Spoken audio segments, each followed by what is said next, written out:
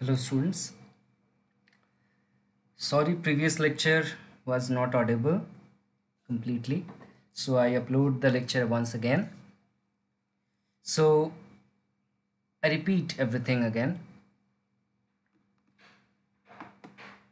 So this unit conversion, and better to say inter-unit conversion, is very much important with respect to your ability of solving numericals, related not only related to this chapter but related to other chapters as well. Okay. So सबसे पहला जो topic इसमें हम लोग cover करेंगे वो होगा pressure, then volume, then temperature. इस चैप्टर के लिए इतना काफ़ी है एंड इतना नॉलेज तुम लोग यहाँ से गेन कर पाओगे कि किसी भी चैप्टर में इंटर यूनिट कन्वर्शन खुद से कर सकते हो। सो पहला है प्रेशर। प्रेशर आपको पता होगा, pressure is nothing but force per unit area. मतलब अगर सपोज करो ये एक एरिया है, this is area is equal to A, आप इसके ऊपर डिफरेंट प्लेस पे फोर्स अप्लाई कर रहे हो, ठीक है, और ये फोर्स अप्लाई कर रहे हो आप एफ, तो टोटल जिसके इसके ऊपर जो प्रेशर होगा वो प्रेशर को हम लोग लिख सकते हैं फोर्स बाई एरिया। ओके, अगर इसका एसआई यूनिट अगर आप यहाँ लिखो तो आपको पता है फोर्स का एसआई यूनिट होता है न्यूटन और एरिया का होता है मीटर स्क्वायर, तो इसका यूनिट आ गया newton per metre. This is the SI unit, और इसी का एक और नाम होता है विच इज़ कॉल्ड पास्कल, जिसको शॉर्ट में ऐसे लिखा जाता है पीए। ओके, तो ये समझ में आया, एक ऐसा यूनिट आपको समझ में आ गया जो यहाँ मैंने लिख दिया है already, this is SI unit. अगर सीजीएस यूनिट में आप इसको लिखोगे तो डाइन लिखोगे न्यूटन का, और मीटर की जगह सेंटीमीटर लिखोगे तो सीजीएस यूनिट जनरली नहीं पूछता है, तो आप इसको डाइन लिखोगे और नीचे हो जाएगा सेंटीमीटर स्क्वायर, पर ज़रूरत नहीं है, नहीं पूछता है। दूसरा जो यूनिट है, जैसे आप इसको पास्कल हो गया तो किलो पास्कल में जनरली, ये यूनिट तो दूसरा नहीं है बट यूज़ बेसिस पे मैंने ये लिस्ट बनाई है जो जनरली यूज़ होगा हमारे न्यूमेरिकल करते वक्त। कभी कभी पास्कल में दिया रहता है प्रॉब्लम, कभी किलो पास्कल में दिया रहता है। तो kilo pascal means how much, हम लोग बोल सकते हैं 1 kilo pascal means nothing but 10⁻³ pascal और 10⁻³ बार 10⁻³ Newton per metre square. Okay, तो दो बातें यहाँ से तो क्लियर हो गई। थर्ड आ जाता है हमारा एटमॉस्फेरिक प्रेशर। सो एटमॉस्फेरिक प्रेशर क्या होता है, सपोज एक ऐसा प्लेस है, ये जो ग्राउंड लेवल होता है इसको हम लोग सी लेवल बोलते हैं, जहाँ भी पहाड़ी इलाका नहीं है, जैसे कि कोलकाता हो गया, उड़ीसा हो गया, ठीक है। इंडिया जो है 3 तरफ से समुद्र से घिरा हुआ है, तो सी लेवल का जो प्लेसेस है वहाँ पर एटमॉस्फेयर कितना प्रेशर अप्लाई कर रहा है हमारे ऊपर, इस प्रेशर को मापने के लिए एक यूनिट होता है जिसे हम लोग कहते हैं एटमॉस्फेरिक यूनिट, और एट नॉर्मल कंडीशन इस प्रेशर को ही बोला जाता है, जितना भी प्रेशर अप्लाई होता है that pressure is called 1 atm और 1 atmosphere. Atmospheric unit is related to ATM, ये भी प्रेशर मापता है, तो ये भी आपका क्लियर हो गया। नेक्स्ट आ जाते हैं mm ऑफ एच जी और centimetre of H G, they are interrelated. mm of H G को टॉर भी कहते हैं, torr. Torr stand for Torricelli. Torricelli का मरकरी का एक्सपेरिमेंट आई होप आप लोगों ने पढ़ा होगा, 7, 8, 9, 10 कभी ना कभी ये आता है। ये एक्सपेरिमेंट आप लोग घर पे भी कर सकते हो, पता करने के लिए कि एटमॉस्फेयर का प्रेशर कितना है हमारे ऊपर। तो टॉरिसेली ने एक बहुत फेमस एक्सपेरिमेंट किया था, जिन्होंने उसमें एक कंटेनर लिया था और इस कंटेनर के अंदर उन्होंने मरकरी भर के रखा था।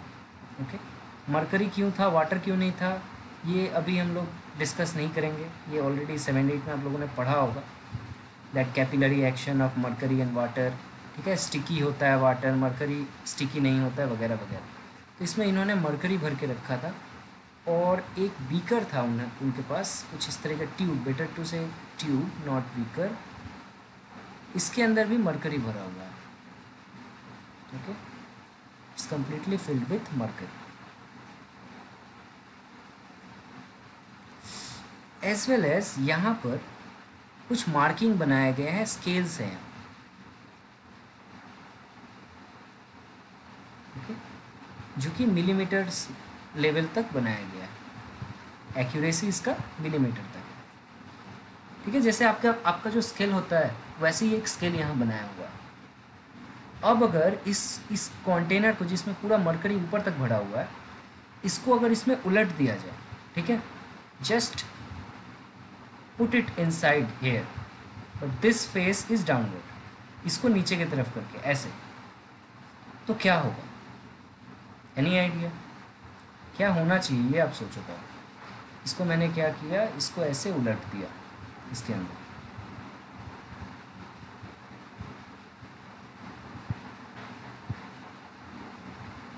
क्या होना चाहिए? इसके अंदर का सारा मरकरी क्या बाहर निकल के गिर जाना चाहिए, या फिर कुछ मरकरी उतरना चाहिए, या क्या होना चाहिए? That will be your output answer. तो ऑब्जर्व किया जाता है कि पहले तो कुछ यहाँ से कुछ मरकरी निकलने लगता है, कुछ निकल के बाहर आ जाता है, लेकिन सारे बाहर नहीं आते। कुछ मरकरी बाहर आने के बाद इस कॉलम में ऊपर की तरफ मरकरी इस तरीके से फिक्स्ड हो जाता है। टोरिसेली ने इसका आंसर ढूंढा कि ऐसा क्यों हुआ, और उन्होंने ये बताया कि इसके अंदर उतना ही मरकरी बचा रहेगा जिसको ये एटमॉस्फेरिक प्रेशर संभाल पाए। जितना एटमॉस्फेरिक प्रेशर होगा उतना ही ज़्यादा कॉलम में ऊपर तक मरकरी बचा रहेगा। तो जिससे हमें एटमॉस्फेरिक प्रेशर को कितना मिलीमीटर ऑफ Hg नीचे उतरा है, इससे हम लोग माप सकते हैं। समझ में आया मिलीमीटर ऑफ Hg का मतलब क्या होता है? तो यहाँ पे इस तरीके से मार्किंग बना था, और उस वक्त ये देखा जाता है कि ये जो जितना नीचे उतरता है, ये नीचे आता है 76 सेंटीमीटर नीचे आता है। 76 सेंटीमीटर को आप अगर mm में कन्वर्ट करोगे तो ये हो जाएगा 760 mm of Hg। So this is 760 centimetre of Hg, और 760 mm of Hg is equal to your 1 atmospheric pressure. Is it clear or not? This is the basic relation between mm of Hg and atmosphere। मैं हमेशा students को suggest करता हूँ, और खुद भी उसी तरीके से याद रखता हूँ, कि आप सारे इंटर यूनिट को एक सिंगल यूनिट के साथ रिलेशन में याद रखो, तो फिर कुछ भी कन्वर्शन दे आप आराम से कर पाओ। और एक यूनिट एक्स्ट्रा जो है वो है बार, इसको हम लोग उतना डिटेल में नहीं पढ़ना, बस याद रखो एक यूनिट बार होता है। अब इनमें आपस में रिलेशन कैसे याद रखोगे आप? कुछ तो मैंने यहीं ऑलरेडी बता दी है। अभी एक मैंने जैसे बताया कि 1 atmosphere is equal to, Torricelli का एक्सपेरिमेंट से आया था 760 mm ऑफ Hg, और 760 की जगह हम लोग क्या बोल सकते हैं, 76 सेंटीमीटर ऑफ Hg। ये दो चीज़ तो अभी मैंने बताया। इसके साथ साथ आपको याद रखना होगा पास्कल और किलो पास्कल का रिलेशन। ठीक है, तो आप पहले किलो पास्कल याद रखो, क्योंकि ये ज़्यादा इजी होता है। 1 atmosphere is equal to 101.325 kilo pascal. इसीलिए देखो किलो पास्कल ही ज़्यादा यूज़ होता है, रीज़न एटमॉस्फेयर के साथ इसका रिलेशन क्लोज है। अब इसको अगर आप पास्कल में कन्वर्ट करोगे तो 1000 मल्टीप्लाई करो तो बहुत बड़ा एक वैल्यू आ जाता है। 1 एटमॉस्फेयर इज इक्वल टू 101.325, इतना बड़ा वैल्यू। ठीक है, and remember 1 bar is equal to, actually 1 bar is equal to 100 kilo pascal. तो ये एक रिलेशन है कि 1 बार जो होता है, 1 bar is equal to 100 kilo pascal. So यहाँ से एक रिलेशन आ जाएगा, अगर आप निकालोगे एटमॉस्फेयर और बार में, तो 1.0132। Some time for sake of simplicity हम लोग एज्यूम कर लेते हैं 1 atmosphere is equal to 1 bar. ठीक है, सिंप्लिसिटी के लिए आप इससे भी आंसर ऑलमोस्ट सेम आएगा। तो किस में पता चल गया हमें, एटमॉस्फेयर में, बार में, atmosphere pascal, kilo pascal, mm of Hg, या फिर टॉर उसको कहते हैं, सेंटीमीटर ऑफ Hg। तो सारे इंटर रिलेशन हो गए। अब अगर आपको कोई किसी से भी किसी में कन्वर्ट करना हो, आप आराम से कर सकते हो। ठीक है, एग्जाम्पल सपोज आपसे पूछा है कि 56 centimetre of Hg is equal to how many kilo pascal. Suppose. कैसे कन्वर्ट करोगे? कोई बड़ी बात नहीं है, बहुत आसान है। आप सबसे पहले आपको क्या मैंने क्या बताया, एटमॉस्फेरिक यूनिट में सबको कन्वर्ट मैंने करना सिखा दिया आपको। एटमॉस्फेयर के साथ सारा रिलेशन याद कर लो आप, और फिर कुछ भी दिया हो उसे पहले एटमॉस्फेयर में कन्वर्ट करो, है ना। तो हमें क्या पता है, we know that 76 centimetre of Hg is equal to 1 atmosphere. Okay, so 56 centimetre of Hg is equal to कितना हो जाएगा, ये हो जाएगा 56/76 एटमॉस्फेयर। यस और नो? एंड नाउ एटमॉस्फेयर और किलो पास्कल में रिलेशन आपको पता है, 56/76, 1 atmosphere is equal to 101.325 kilo pascal. Look here, याद हो जाएगा धीरे धीरे, don't worry. 1 atmosphere is equal to 101.325 kilo pascal. तो इसको लिख दो,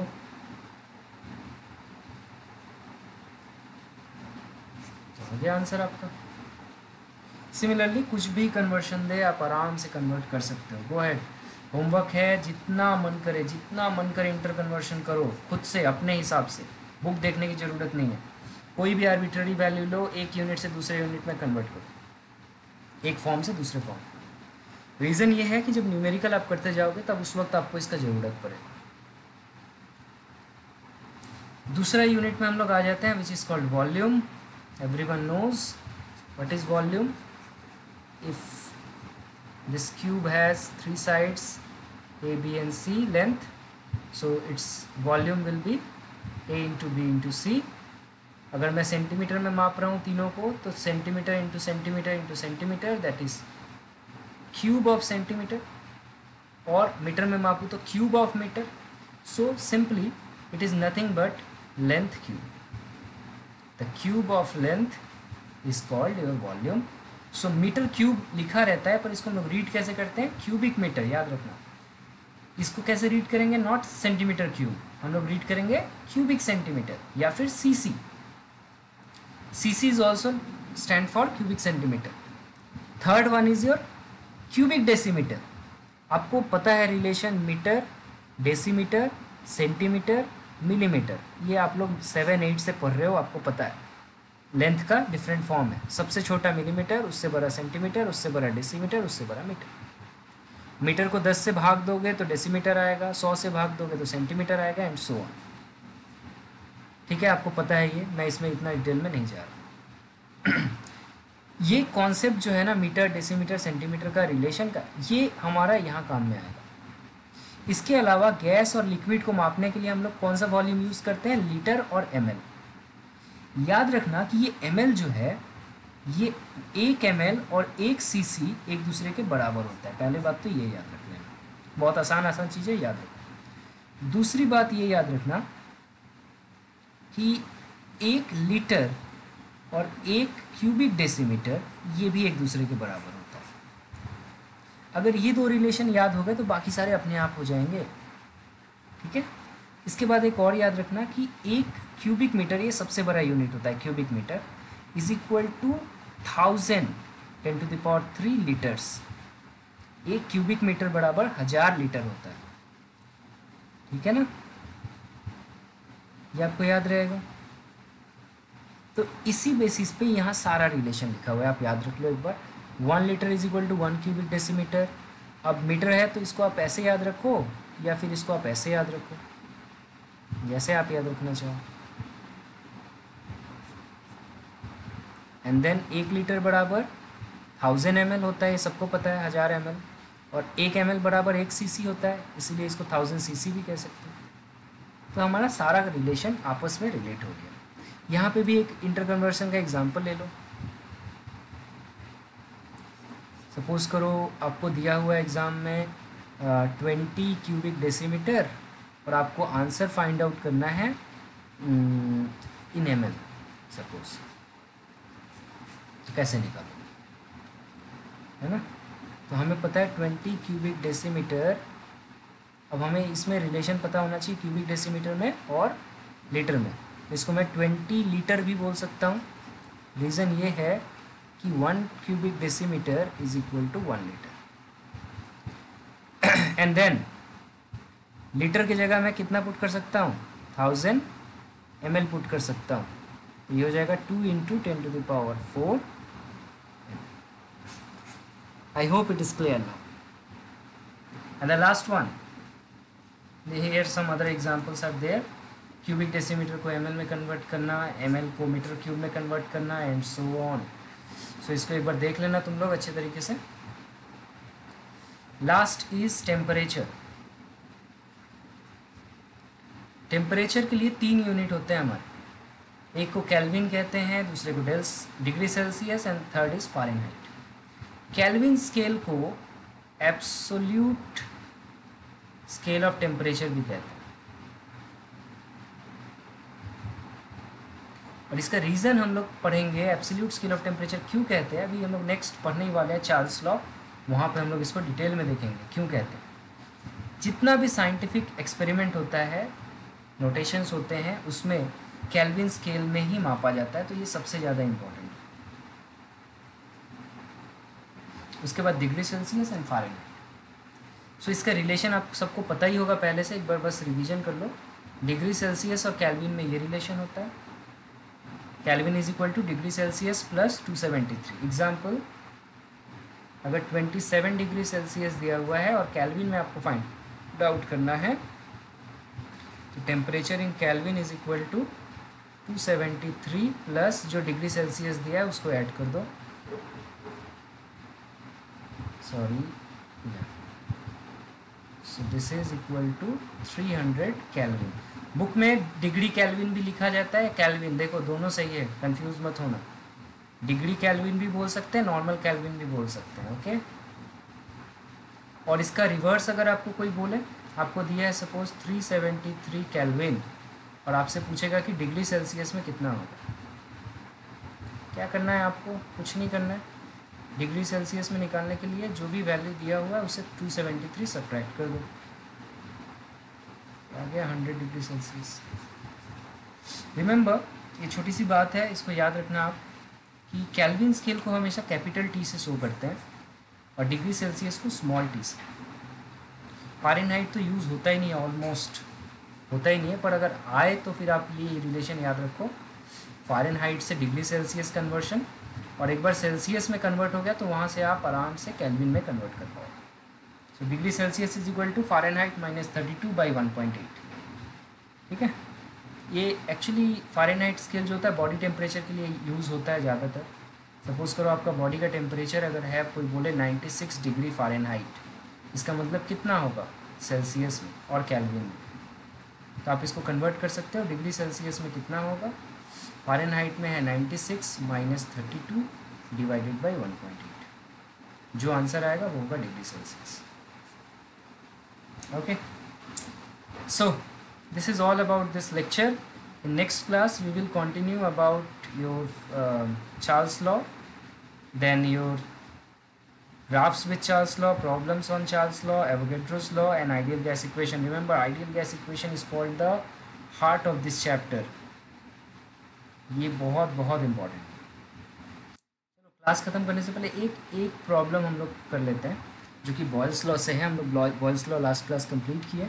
बोल रहा है what will be the minimum pressure required to compress 500 cubic decimetre of air at 1 bar to 200 cubic decimetre at 30 degree Celsius. Now question को पढ़ के समझो कि इसको बनाना कहाँ से. अभी तो मैंने बोल दिया बॉयल्स लॉ से बनना है, लेकिन समझेंगे कैसे? समझेंगे देखो इस तरीके से, क्या क्या गिवन है देखते हैं और प्रॉब्लम को करने क्या बोला है. प्रॉब्लम में बोल रहा है कि एक कंटेनर है जिसके अंदर गैस भरा हुआ है और इसका वॉल्यूम जो है ये है 500 क्यूबिक डेसीमीटर, या फिर हम लोग 500 लीटर भी बोल सकते हैं ना. और इसके ऊपर जो प्रेशर अप्लाई हो रहा है ये है P1, सपोज ये है V1, इस प्रेशर का वैल्यू है 1 बार. अब क्या हुआ, मैं इसके ऊपर प्रेशर बढ़ाना चालू किया, प्रेशर बढ़ा के मैंने इसके ऊपर प्रेशर रख दिया P2. ठीक है. फाइनल प्रेशर जो दोनों का सम होगा वो होगा P2, और P2 रखने की वजह से ये पिस्टन नीचे की तरफ शिफ्ट हो जाएगा और अब इसका जो वॉल्यूम रह गया वो रह गया ओनली 200 क्यूबिक डेसीमीटर. तो मुझसे बस यही पूछ रहा है कि P2 कितना है, ठीक है। क्वेश्चन को पढ़ के समझो। और इस पूरा ऑब्जर्वेशन में टेम्परेचर को कांस्टेंट रखा गया है, T कांस्टेंट है यहाँ पर, और प्रेशर और वॉल्यूम चेंज हो रहा है। इसका मतलब ये प्रॉब्लम मेरा बॉयल्स लॉ का है, because Boyle's law is relation between pressure and volume when temperature is constant. तो इसको करते कैसे हैं देखो, इसको करेंगे सिंपली, गिवन लिख लो क्या क्या गिवन है। गिवन है initial pressure, initial volume, initial pressure को मैंने P1 पकड़ा, 1 बार गिवन है, इनिशियल वॉल्यूम को V1 पकड़ा, ये आपका 500 क्यूबिक डेसीमीटर दिया है। Then final pressure P2 unknown है, इसी को तो फाइंड आउट करना है हमें, sorry, and final volume V2 is given 200 cubic decimetre. अब हमें करना क्या होगा, अब हम सिंपली फ्रॉम लिखना होगा, from Boyle's law we know that P1 V1 is equal to P2 V2, ये हमने ऑलरेडी पढ़ लिया है। तो यहाँ पे वैल्यू हमें P2 निकालना है, वो होगा P1 V1 by V2। Substitute all the values with unit. मैं बार बार कहता हूँ, जब भी न्यूमेरिकल आप करो यूनिट के साथ वैल्यू पुट करना हमेशा, तब आपको कोई प्रॉब्लम नहीं होगी आंसर का यूनिट फाइंड आउट करने में। तो ये 1 बार है, V1 500 क्यूबिक डेसीमीटर है, एंड V2 जो है 200 क्यूबिक डेसीमीटर है। तो यहाँ पर देखो, क्यूबिक डेसीमीटर से क्यूबिक डेसीमीटर तो कैंसिल हो गया, volume part cancel, this 2020 cancel, cubic decimetre cancel, the answer is 5/2 बार। ऐसे काटना मत एग्जाम में, ओके। मैं समझाने के लिए ऐसे काट दे रहा हूँ, बट तुम लोग काटना मत, ओके। ऐसे नहीं, डेसीमीटर एक्चुअली कैंसिल हो गया, बचा बार, तो फाइनल आंसर बार। तो this is 2.5, okay. Second question है, इसको मैं समझा दे रहा हूँ, आप खुद करना। देखो ये क्वेश्चन को पढ़ के आपको समझना है कि कैसे होगा। यहाँ पर भी देखो टेम्परेचर 35 में, मतलब टेम्परेचर कांस्टेंट है, और चेंज क्या हो रहा है हमारा, वॉल्यूम चेंज हो रहा है और प्रेशर चेंज हो रहा है। तो ये भी बॉयल्स लॉ का प्रॉब्लम है, आप इसको कर सकते हो, सेम फॉर्मूला यूज़ करना, P1 V1 और P2 V2। लेकिन हाँ, क्वेश्चन को अच्छे तरीके से पढ़ के ये समझना कि P1 कौन है, V1 कौन है, P2 कौन है, V2 कौन है। क्वेश्चन को रीड करना सीखो अच्छे तरीके से। तो ये क्लास यहीं तक रखते हैं। If you have any doubt feel free to ask me, okay.